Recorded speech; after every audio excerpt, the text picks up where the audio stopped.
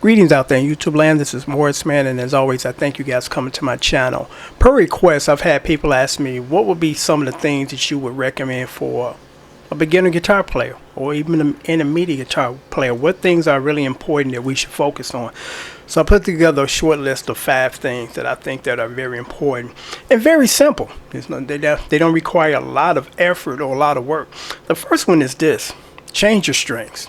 You'd be surprised how good your guitar sound if you keep clean strings on it, because if you play a lot or just play, sparingly, you have no idea how much oil and dirt deposits on your hands and then deposit on the strings and the fretboard.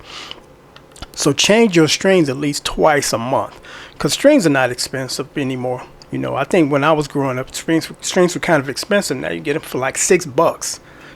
So again, you'd be surprised how good your guitar will continuously sound with clean strings as opposed to dirty flat strings. So that's just a no-brainer. Just a lot of people didn't realize how often you should change them, because when I was a teenager, we changed them whenever we could afford it. But now they're very affordable. So change your strings at least twice a month. Me myself personally, I change my strings maybe. It varies because I got so many guitars that I play. But if I just had one guitar that I played exclusively, I would change the strings every 4 weeks.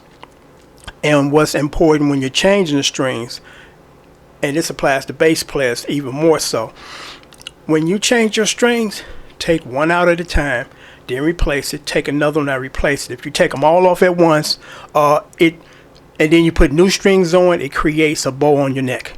Automatically your neck is going to make an adjustment to the new strings pulling down at once, so and it's going to change your action, and you're going to be pissed, and you'll be like, why did this happen? That's why. Change one at a time. Take one off, put one on. Take one off, put one on till you're done. Really important. Number 2, just be a team player. Don't be an asshole, because nobody wants to work with assholes. You can be the best musician on the planet. If you're a jerk, nobody wants to work with you. So, you have to sometimes give and take and relate. See, I say relationship because a band situation is like a relationship. You spend a lot of time with each, and you have to make, come to a happy medium, for lack of better words. So, that's really important because, you get like Nikki Sixx said from Motley Crue, I'm looking for 5 other guys just like me.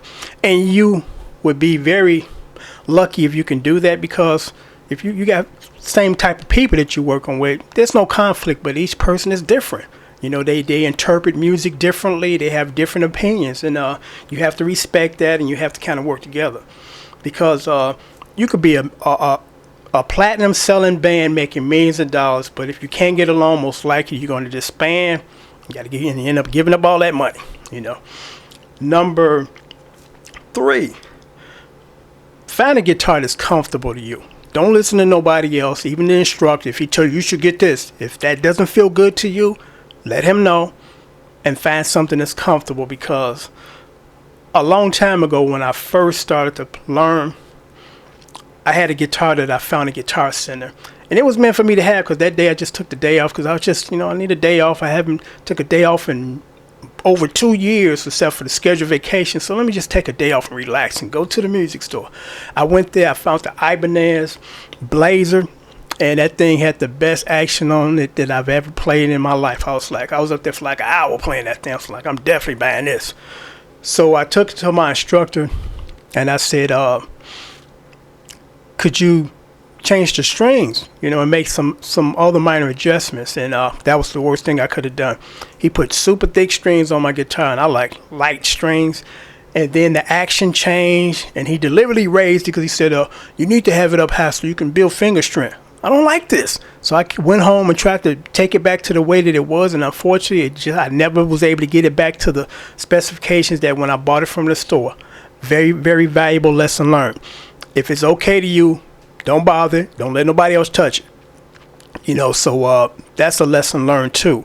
You know what you like. You know what's comfortable to you, because a lot of people, when they first start to play, they give up because of the guitar is just simply not comfortable.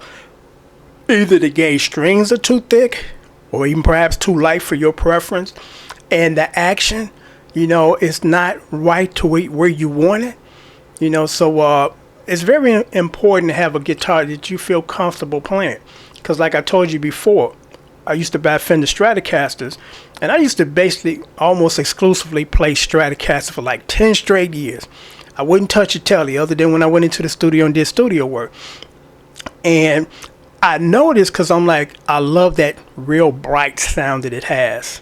Because Fender have very unique guitar sounds where it's hard for other companies to kind of match it perfectly. So that's why I struggled with that guitar for years, because it sounded good, but it didn't feel that good to play up in the higher register, or should I say up of the neck, the F bar chord. It's like, if I'm playing the F bar chord, I'm like, I hope that I can get through this before, my fingers cramp up as I'm playing a certain song that requires that.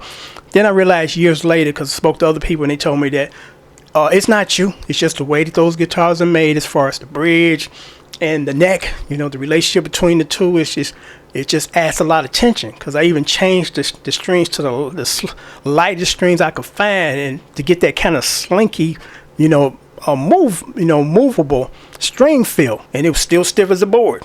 So find a guitar that's comfortable for you to play, because if it's comfortable, you'll stick it out and become a good guitar player.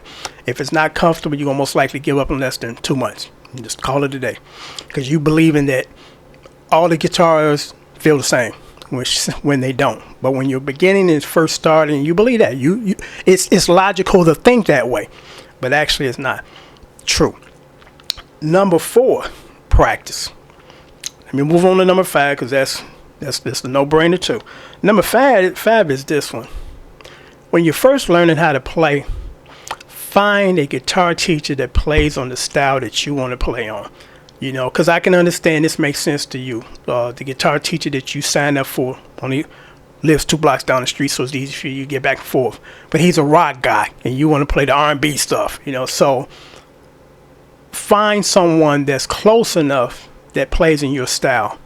That's very important, because you got some people that want to upsell you. I can teach you this, even though that's not their expertise, and in the long run, it's not going to be beneficial to you, because you're going to end up having to turn back around and find someone else if you've been studying with this person for months or even a year or so, because they're not going to teach you what you need or want to learn how to do. And that's really important too, because there's some people that think they can cover everything. No. Most musicians have a specialty. And there's some that are a little more versatile than others, but for the most part, they got specialties. And you got to find the one that kind of matches up with what you want to do. Again, that's really important, because it's a lot of wasted effort if you study under somebody that you don't play in that style or don't want to play in that style. So that's important too. And I know it's sometimes difficult to do, as far as I like to play this kind of stuff. So kind of find somebody that likes to play that kind of stuff and can teach me, and they can play it themselves very well. So it might take a moment to do that, but in the long run, it'd be most beneficial to you, because again, you don't want to be taught in the style that you don't want to play in or not going to be useful for you. Because I've said this before in other videos, that as far as, I'm trying to lose my train of thought here, as far as rhythm for me, I realized a long time ago when somebody told me, you're a good rhythm guitar player, you're only going to get better. So kind of focus on that. Don't worry about that screaming solo lead thing, because guess what? The music down the line, most likely it's not going to have all that. And they were right. I mean, I can't think of the last time an R&B song had a solo other than Usher, You Got It Bad, which was a good solo. But the majority of the R&B guys now, they're just playing chords and picking lead lines. So focus on what's going to be beneficial and what's going to be needed and a demand for it. Because you could be the greatest solo guitar player in the world, but if there's no one incorporating solos in their stuff anymore, you out. They have no use for you. So definitely kind of work on the rhythm and the chord thing, because I don't think that's going away. I could be wrong, but for the time being, it's here and it's still strong. So work on that. And another thing, I just want to mention this, because sometimes I get people that just make comments that just like, what planet are you from? And any professional musician or even just the avid guitar player knows that you get 5 guys in this room right now and tell them to play the same song, all 5 are going to play it differently. Because why? They're different people. They're not the same. You know, but you got people that expect you to be a clone, carbon copy of other guys. Because I did a cover of Bill Haley's Rock Around the Clock.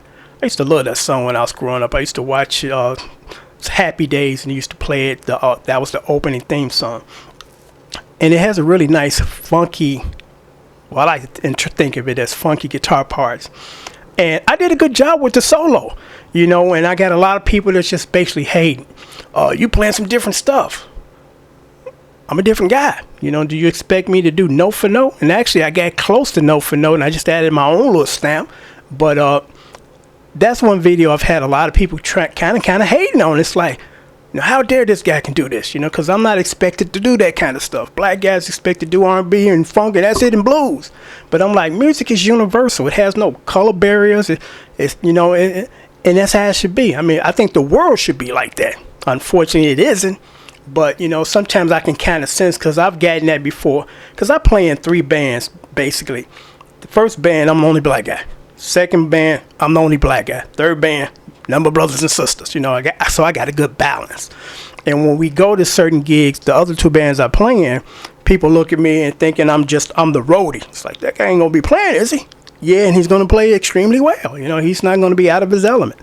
You know, but sometimes you get that, and it's just how things are sometimes. But I also get that sometimes on some of the videos that I do that people that don't expect me to be able to do. You know, it's like, hey, you know, but I just thought I'd add that. Till next time, take care. Thanks for watching.